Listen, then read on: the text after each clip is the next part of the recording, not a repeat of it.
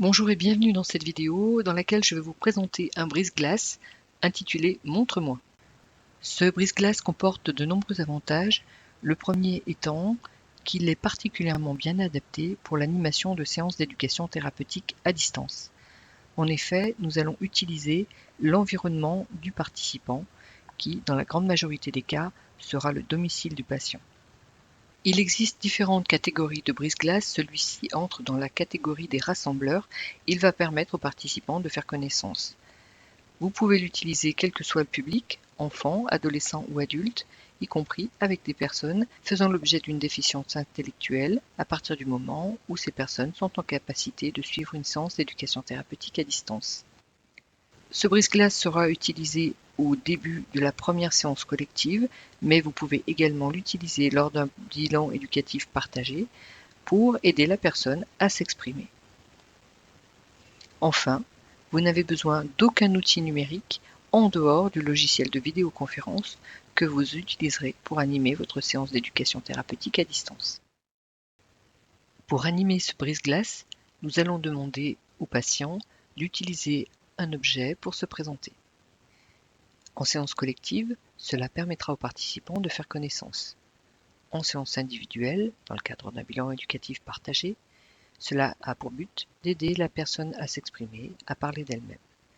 La durée est donnée à titre approximatif, dans la mesure où elle va varier en fonction du nombre de participants. Votre animation se déroulera en 2 temps.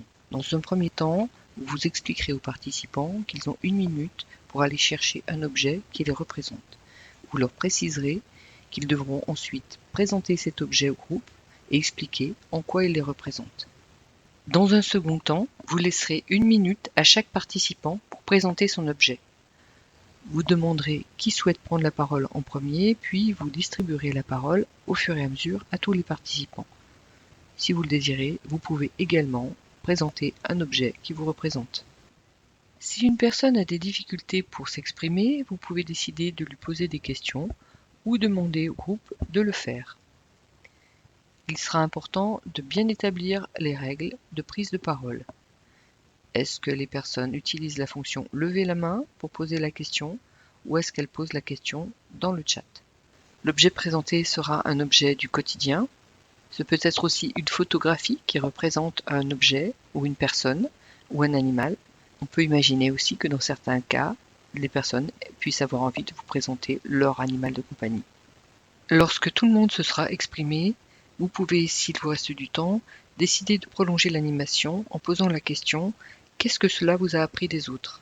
Afin de bien vous organiser, réfléchissez lors de la préparation de votre animation à la manière dont vous allez prendre les notes et à l'usage que vous allez vouloir en faire. Je vous remercie de votre attention, j'espère que cette vidéo vous a plu et qu'elle vous sera utile. N'hésitez pas à nous laisser des commentaires, à liker et à vous abonner. À bientôt.